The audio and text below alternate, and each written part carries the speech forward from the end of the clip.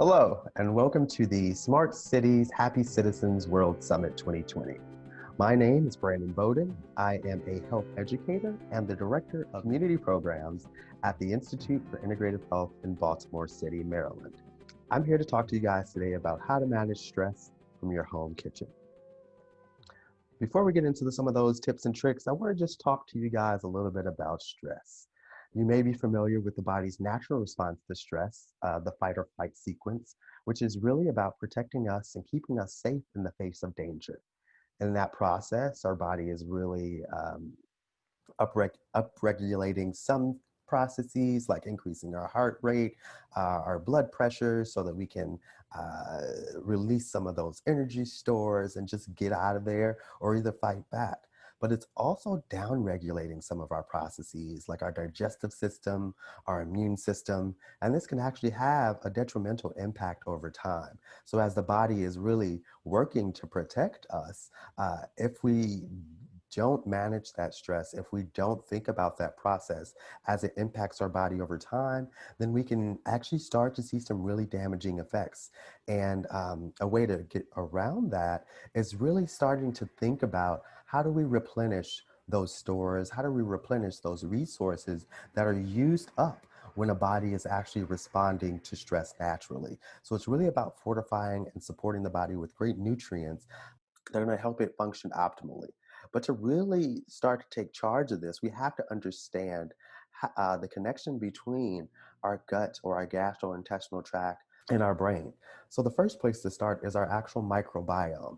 And this is our internal environment that really houses about 90% of our cells. They also help with our immune system. They help us digest. They even help create and synthesize many of the nutrients that the body uses to function. And so research actually shows that our internal environment or this microbiome is really linked to how we think and feel, especially with folks dealing with mood disorders like anxiety or depression. And vice versa, our mental state, what's going on in our minds, can also directly impact what's going on in that internal environment. So this bidirectional relationship tells us that we have to consider how we impact that internal environment with things that we eat and consume, just as much as we're thinking about how do we impact our mental state during these stressful times. So now that we understand and accept that stress happens and it impacts the body, let's think about our instincts, right? We know that when we are stressed out, we really just want to feel good. So it makes sense that we pick up that pint of Ben and Jerry's, or we pull that whole cake off the table and decide to cut a big piece. And it makes sense in another way. Our body is longing for energy. It's longing for something to help it feel better. And so understanding that, we can start to make a little bit of a shift and recognizing that we're probably not going to pick up that healthy snack because it doesn't necessarily align with those happy memories or those good feelings that we know from our past, right? And so what we have to do is actually start to take action, right? So we have to shift the way that we relate to food and try to start to create some happy memories for ourselves around more whole foods or healthy foods, and can even create new memories around new sweets, new tasty treats. And we can do that by first starting to avoid refined carbohydrates, high fat foods, heavily processed and sugary beverages, because these are really causing inflammation and oxidative stress, which are not helping the body during these stressful times. It really could be hurting the body. And so thinking about vitamins, supplements, and even fermented foods, all of these things are going to impact our internal environment. And remember, we talked about the connection between our internal environment and our mood and our emotional state. And so it's important that we're considering that in stressful times, but even beyond that. And so it's really simple.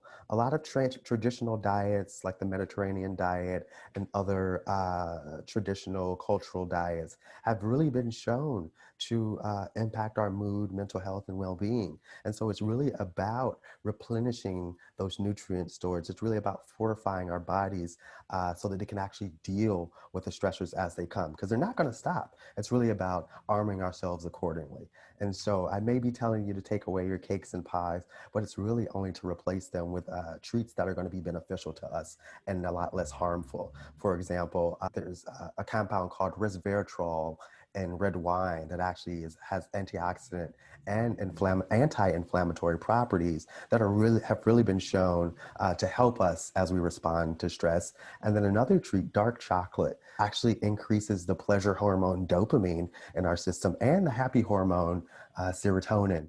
And so eating those two things or having a square of dark chocolate can actually increase our mood or impact our mood positively if we're looking for a kind of pill to take when we're stressed out.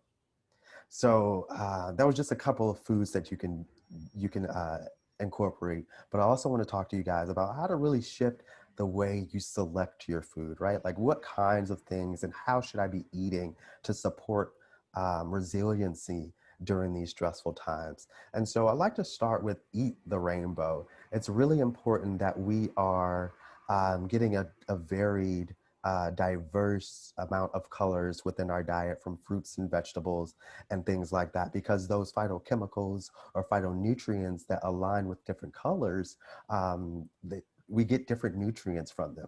So these things are going to help us support our immune system, but also help with hormone regulation, which is going to impact our well-being and our mental state as well.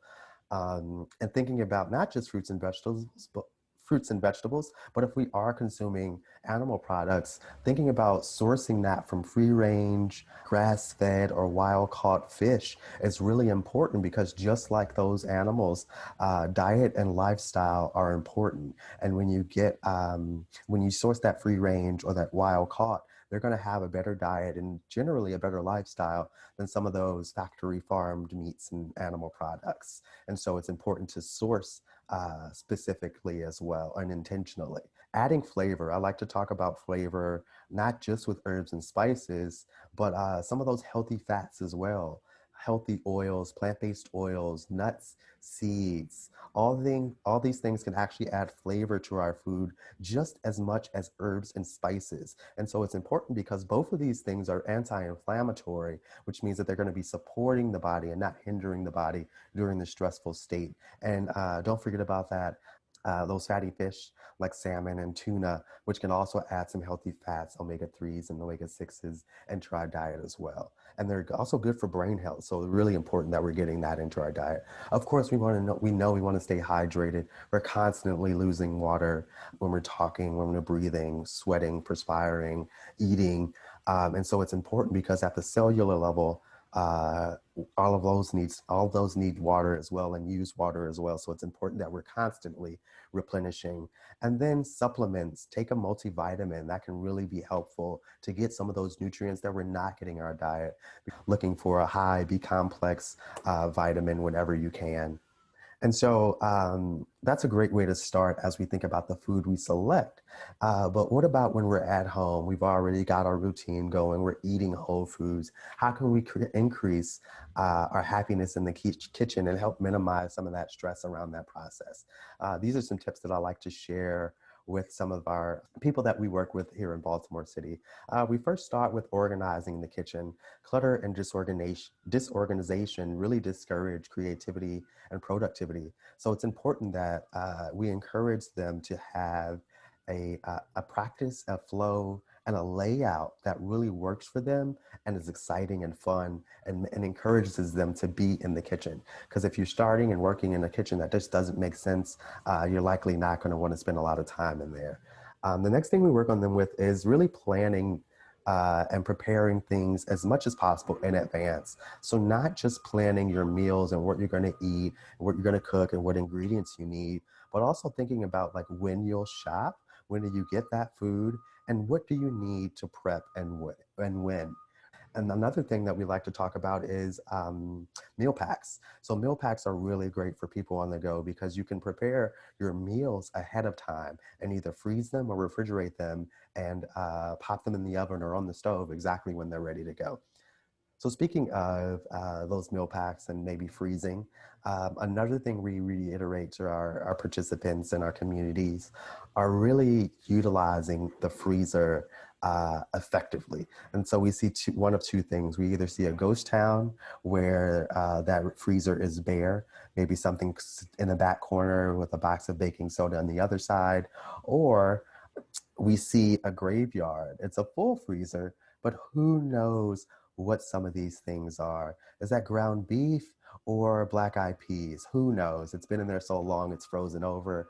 Now a frozen graveyard. And so what we encourage is really making the freezer a part of the planning. So remember, if we're planning our meals, when we're shopping, when we're prepared, making sure that we understand what we have access to before we make that meal plan is important. Next, one pot wonders. One pot wonders are really cool because it allows us to create a quick meal in a pinch, but it can also pack a punch. So using things like whole grains and vegetables as the base and some sort of protein to add flavor, you can get a very nutritious meal in a really short amount of time. So this is a cool formula to remember and really something that we work on with our participants. And last but not least, a thing that we reiterate in all of our classes and all of our experiences, really practice the ABCs so that you can save time and energy. And no, not the alphabet, but always be cleaning. So thinking about from start to finish, making sure that we're either stacking, organizing, or literally washing or rinsing things as we go. Super important, especially in the classroom, so that I don't have to be cleaning at the end of it, but really making it an intention to clean as you go is super important. And that does take a little bit of planning, because if you're just deciding when you walk into the kitchen what you're going to make and you're deciding as you make it, you're probably not going to have the bandwidth to really take some time to clean. So it's important that you start with a plan and and give yourself some space to also be thinking about cleaning as you go. So check out these 10 tips to keep the kitchen clean as you go, and I hope it can bring you some happiness. So I've shared a lot with you all, and maybe a shift in your nutrition philosophy or some hacks that you can actually apply in your own kitchen. But maybe that's still too overwhelming for you. Maybe you're literally just starting out. You want to eat better and you have no idea where to start.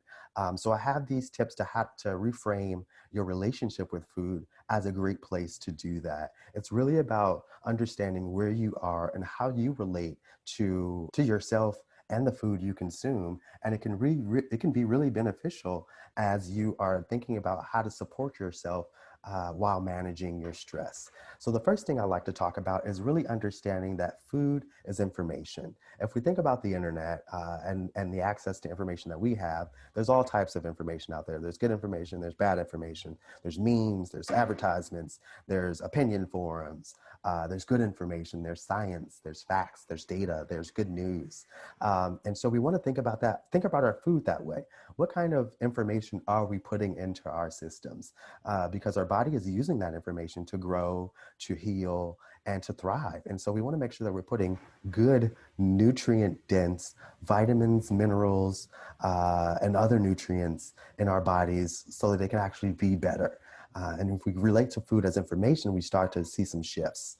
The next thing is really listening to our body. We want to make sure that we have an understanding of our mental and physical relationship to food. So starting to question that is important and a good place to start.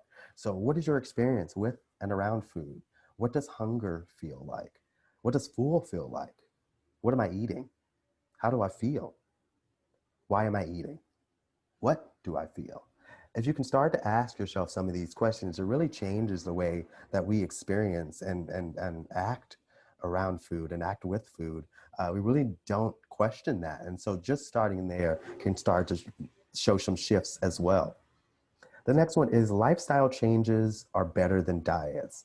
And so a lot of that popular diets, a lot of the fad diets that exist are really, they're rooted in science and really show benefits with people, except that a lot of them are about just blanket sets of rules that may not be applicable or may not be beneficial for everyone. So it's important that you understand that your metabolism and your biology is unique to you.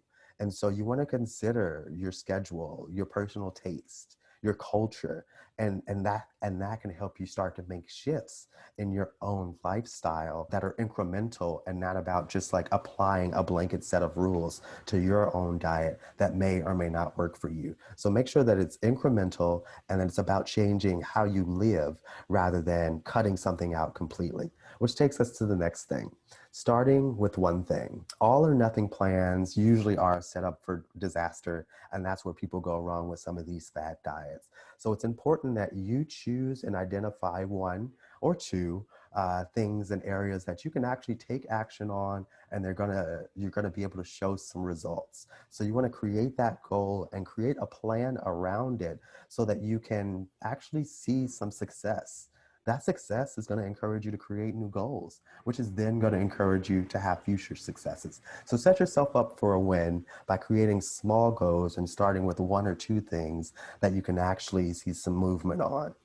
And lastly, recognize that these habits that you've created have taken a lifetime to build. And so it's important that we are gentle with ourselves as we embark on this process, because it's not going to change overnight, and it's going to take some choices. It's going to take some effort, and sometimes it's going to take failure. But you have to recognize that failure is not a life sentence.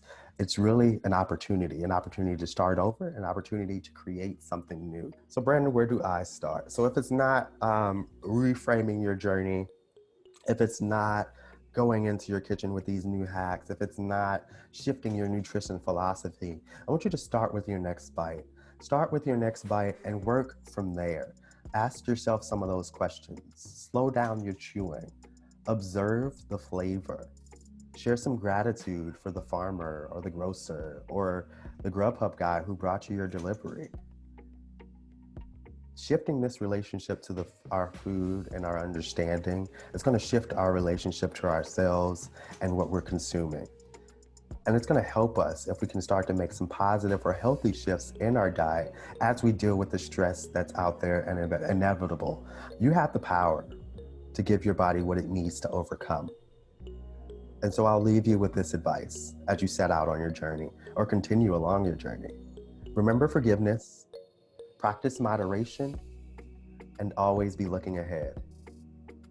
I want to thank you so much for sharing this time with me. I want to thank the Smart Cities Happy Citizens World Summit for having me. If you have any questions or feedback for me, please feel free to reach out. I can be contacted at brandinbowden@gmail.com or at Filtered Food on Instagram. Thanks again, and have a great day.